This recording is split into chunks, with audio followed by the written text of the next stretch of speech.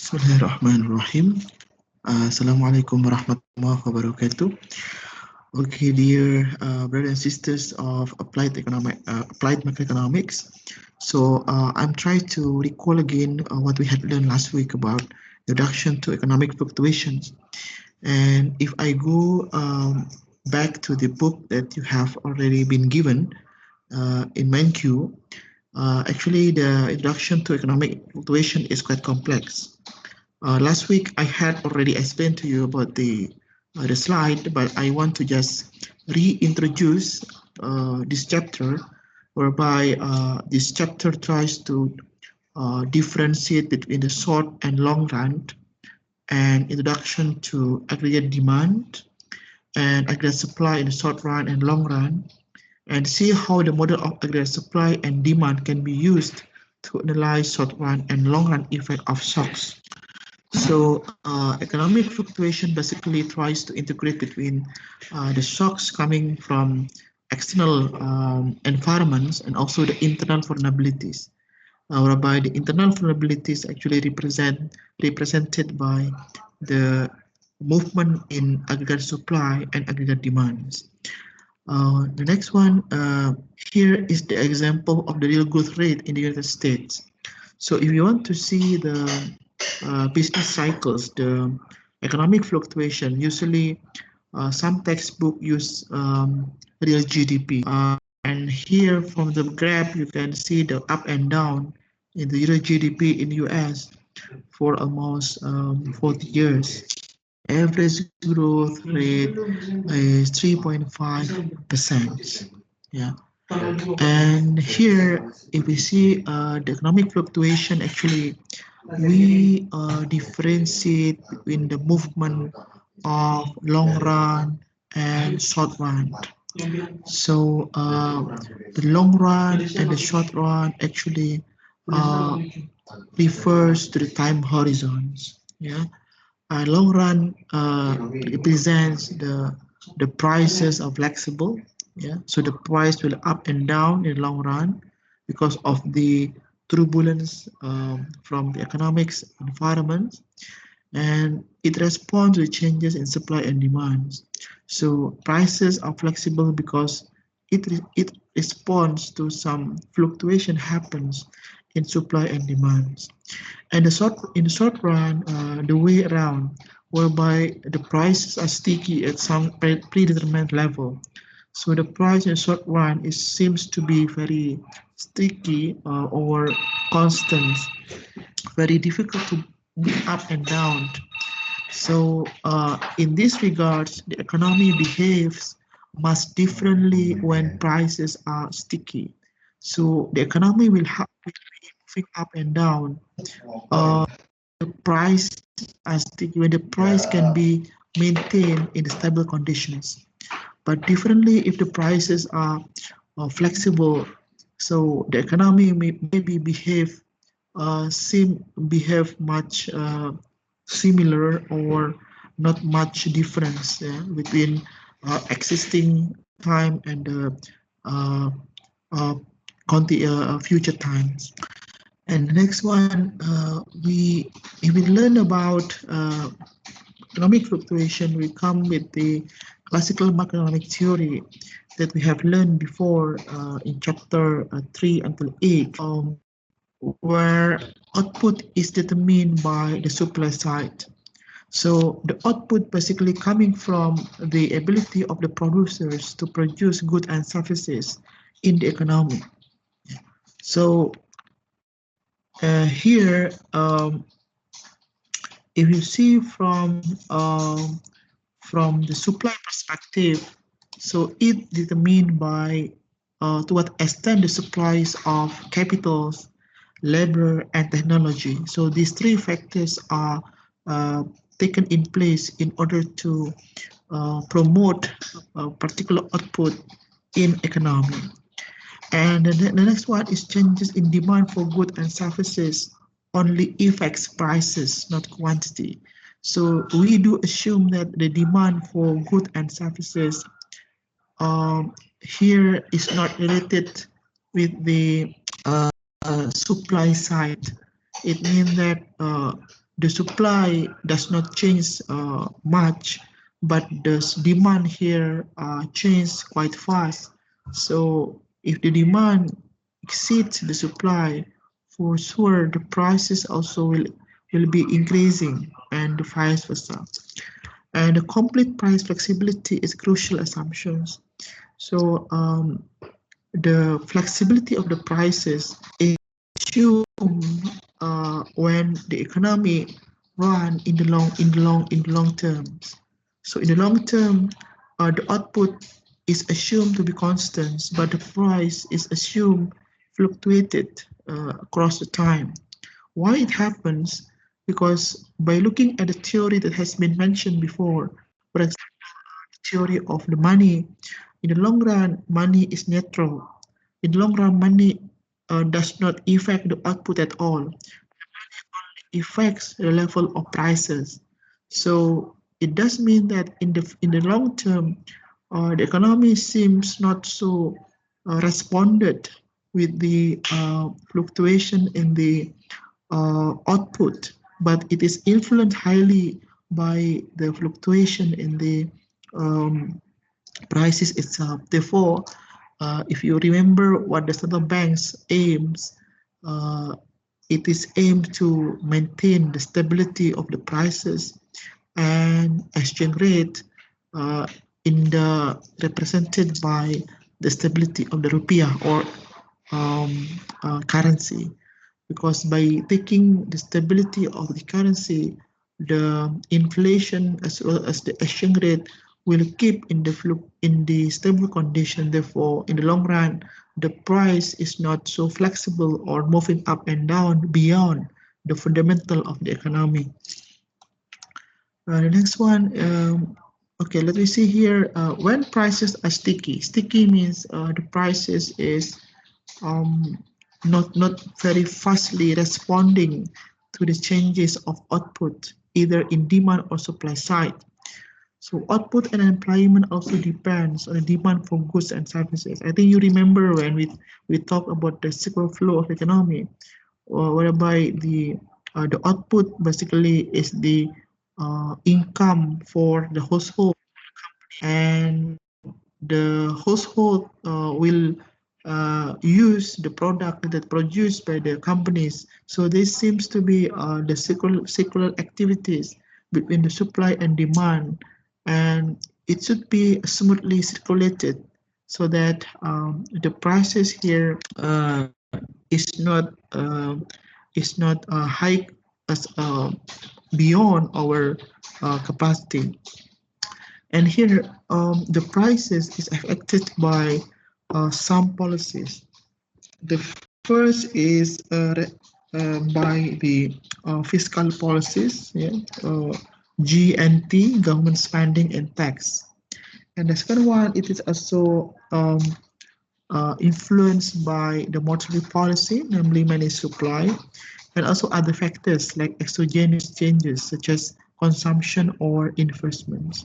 So these three respective policies will affect what extent the prices are sticky, either in the long run or in the short run.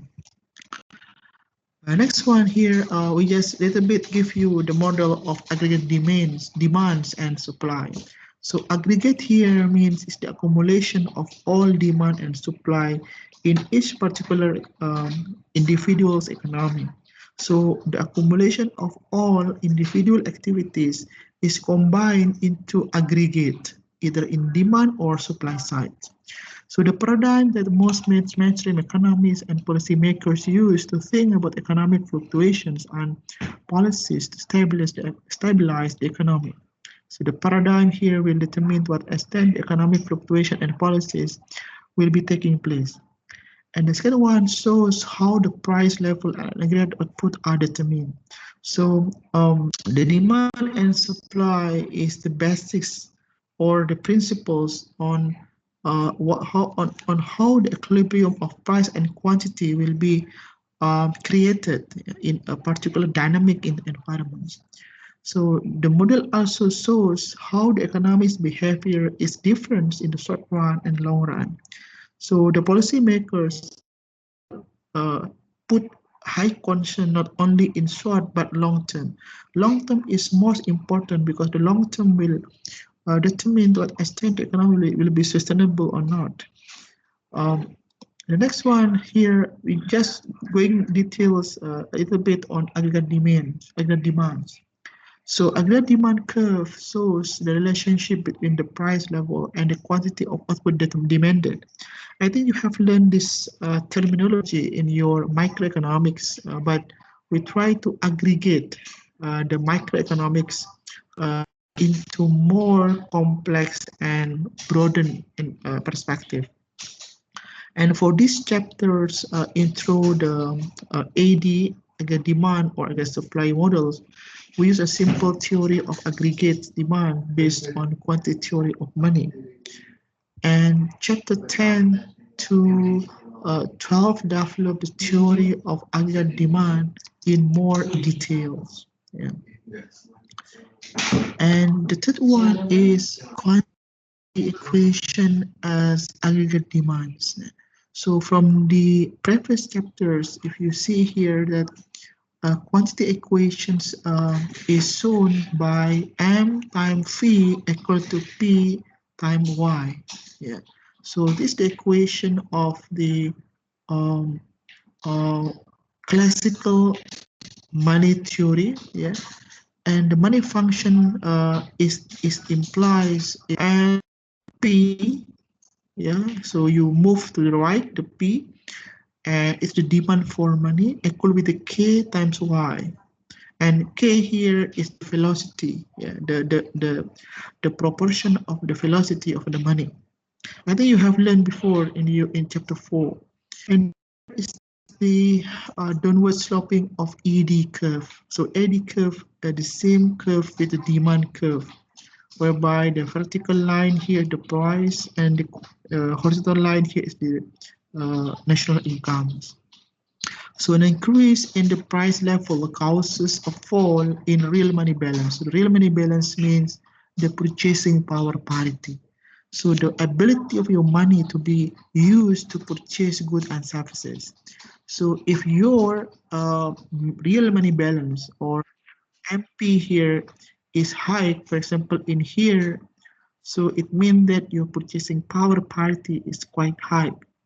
But differently, if your m of a p is falling through these graphs until nearby the y, so it means that the purchasing power parity.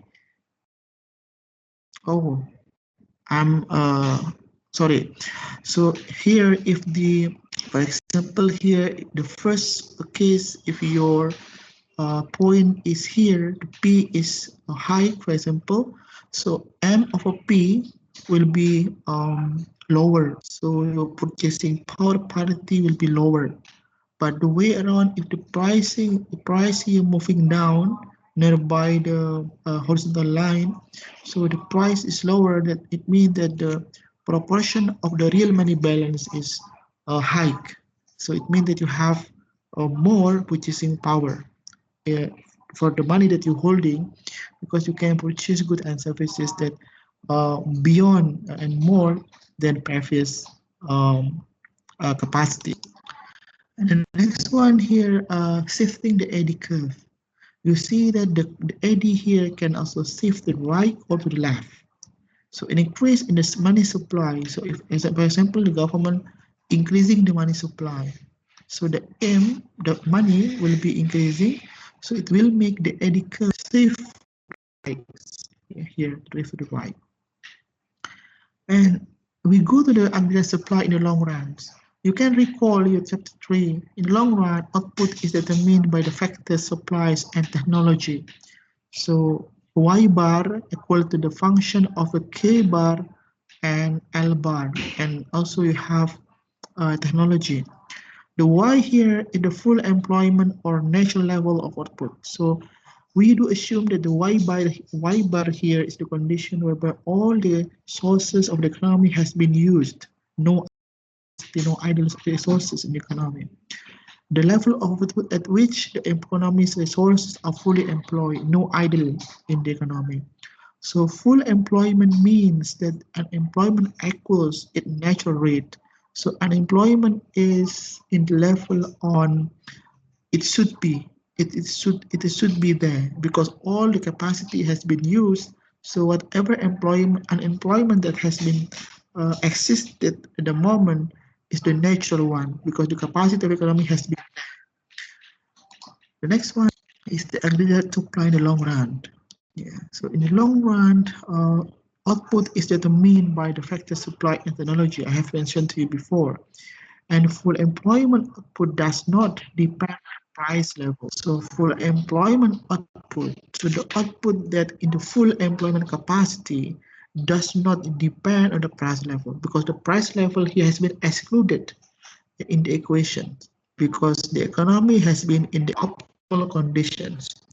So the long run aggregate supply curve is vertical.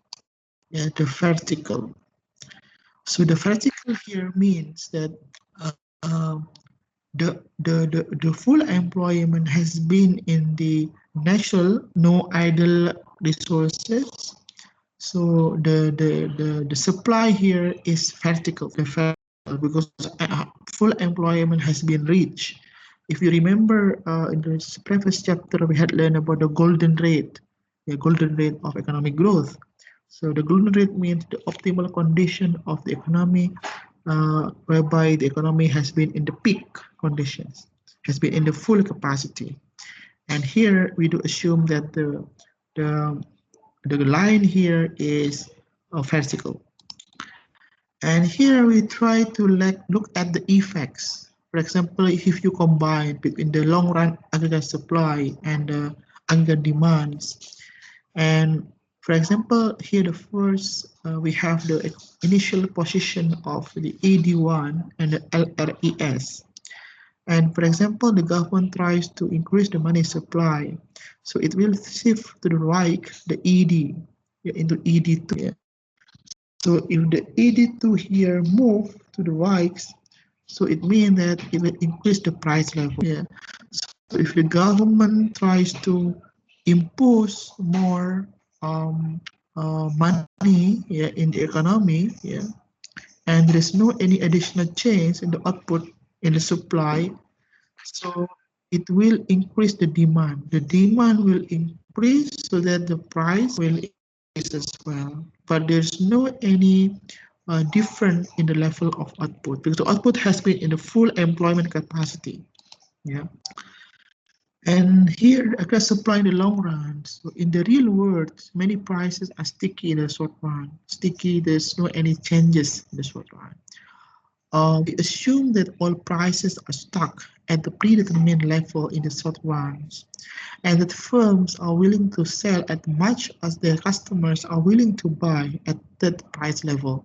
Because in the short run, the full employment capacity has not been reached. So the firm is dynamic. The price uh, uh, is quite stick, yes, stick. So the firm tries to maximize the profits by fix the price at the predetermined level. Therefore, the short run and the supply curve is horizontal. So the short run is horizontal because uh, the customers, the firms tries to maximize the profits by making the price is not so changes, so that the output can be encouraged, can be promoted in higher than before. And the next one, here's the short run effects. Different effect from the short run, from the long run. So in the short run, because prices is assumed sticky, so if there is any additional money demand, so it will shift to the right, and also it will keep the price stagnant or constant, but the income here will increase. So the income as will be increasing only in the short run, because the price is sticky in the short run. Okay, the next one is here is the conclusions. Over time, prices gradually become unstuck. Unstuck means the prices are fluctuated. When they do, will they rise or fall? So we have to differentiate the condition between the short run and over times. In the short run equilibrium, if the Y here is the income, the existing income or standing income, and here is the Y bar. Y bar means the natural income equilibriums. So if the income here higher compared to the natural income, so it means that the price level will increase. Yeah, but the vice versa, the way around, if the Y here lower than the natural level of income, so it means that the price is low. It means that the price could be tend to increase because the condition is fall. And Y, if equal with the Y bar, so remain constant, has been in the optimal level. Yeah. So this adjustment of prices is what move the economy to its long run equilibriums. So we have to look at the long run equilibriums, not only just a short run equilibriums. And here we try to look at the short run and long run effect of the delta money more than zero. For the initial A, these initial conditions, this equilibrium one, in the short run and long run, we have the intersection here. And the B, new short run equilibrium after the Fed increases M. Yeah. So here the equilibrium, new equilibrium, because the Fed increases the money demand here, increase here. And once increase in the short run, the equilibrium has been changed from A to B. So the Y here will increase in the short run. But in the long run, the B will move back to the C, yeah, because the prices tends to be dynamic or flexible in the long run. So the price look for the new equilibrium for the C. So in the long run, the price will be to P2, and the equilibrium of the income will be back to the quantity here. So the basis systems and basically the best how you understand the Y bar, the income at equilibrium at the natural level. So the income, the existing income still less than the natural income. So the price tends to be lower. Yeah, price is lower but tend to increase. But if the existing income is more than the natural income, so the price here, yeah, tends to is hike and tend to be the price is low. The price is the price is low, but tend to hike. Yeah, tend to hike. So we have to be focused on the Y equilibrium here, condition here. What shock here? So shock here considered to be exogenous changes in aggregate demand and supplies. So shocks temporarily push the economy away from full employment. So the previous one, we talk about the internal equilibriums without taking consideration of the external shocks. Yeah. So example of the demand shocks, exogenous decrease in velocity. Yeah. So if the money supply is held constant, then a decrease in fee means money will be using the money in fewer transactions, causing a decrease in demand for goods and services. So the velocity here is considered to be the demand shock from external sectors. Yeah. So here an example.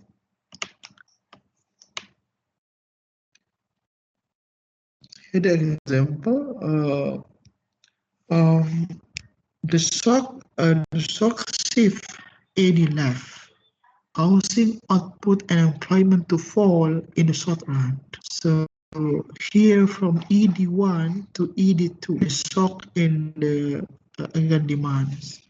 So the equilibrium fall from the A here, yeah, fall to the B, yeah, B in the short run.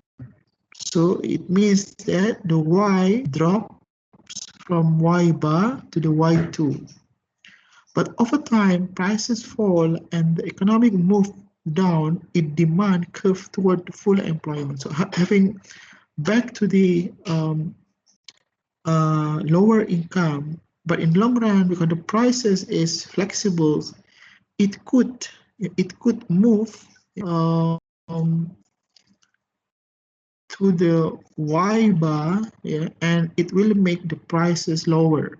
So whatever condition, you have to look at the Y equilibrium. So every condition of economy will move towards its equilibriums. Yeah. So on this regard, the final equilibrium is the C, where the Y bar back, but the prices is lower than before. It's the effect of negative demand shocks. And the supply shocks here alters production costs, affect the prices that firm charge, also price shocks. Example of adverse supply shocks, for example, bad weather reduces crop yields, pushing up food prices. Workers unionize, negotiate wage increases, and new environmental regulation require firms to reduce emissions. So the supply shocks usually refers to the environmental conditions and also the natural disasters. Yeah. And here the example with the oil shocks, for example, here that will make the prices rose almost more than 10%. And here the study case, the effect of the 1970s oil shocks. The oil price shock shift short run ES up, causing output and employment to fall. So the new equilibrium is the ED here, and we have the P1, and the second one, the shock happens, so move the SRAS here, the oil price increases. So in this regard, the equilibrium happens to the B, yeah. In absence of what further price shocks, prices will fall over time and economy move back towards full employment. Here the full move back to full employment. Here, there. And here in the case study, you can just read by your own. Yeah. So here the case study as well, you can read. And last one about the stabilization policy.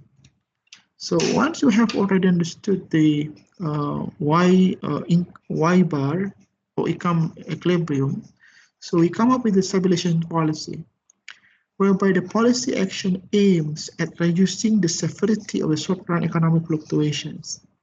So the government has the intervention policy, for example, by using monetary policy to combat the effects of adverse shock supply. Here are examples. Establishing output with monetary policy. Yeah.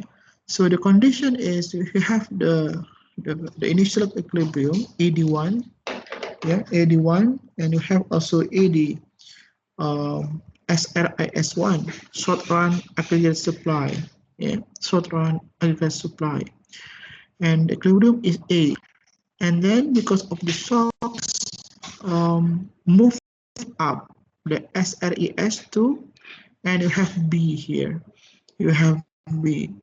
If you have B here, the Y bar move back to the Y2, fall down, and it will make the prices increases from P1 to the P2.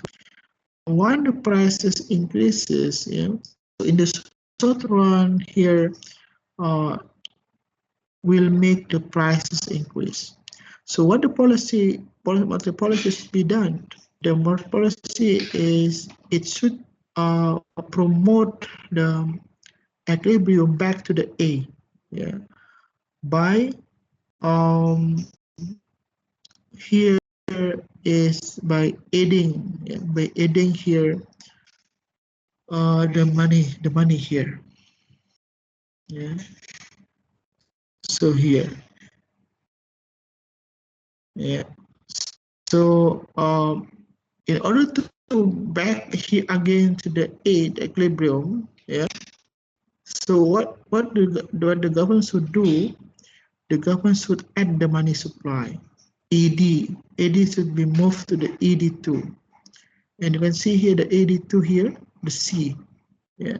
So the FED, the central bank, accommodates the shock by raising aggregate demands. So demand should be increased to the C, and P is permanently higher, but the Y remains at the full employment level. So the Y here, the constant, the most constant of the monetary policy. Okay, the chapter summary is you can just read by your own, yeah.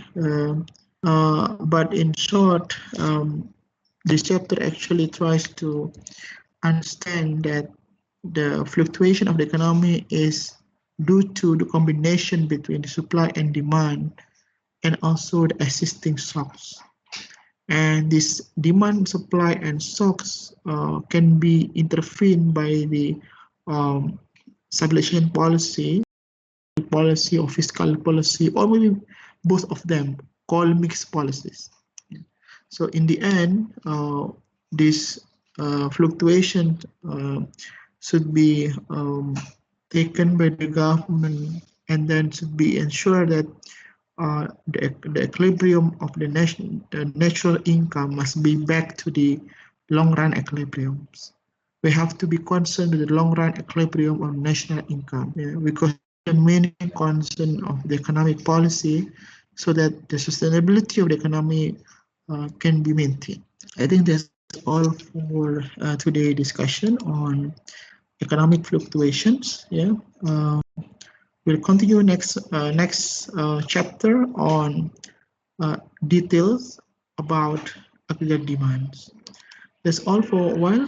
Thank you very much for your kind attentions. I end. Assalamualaikum warahmatullahi wabarakatuh.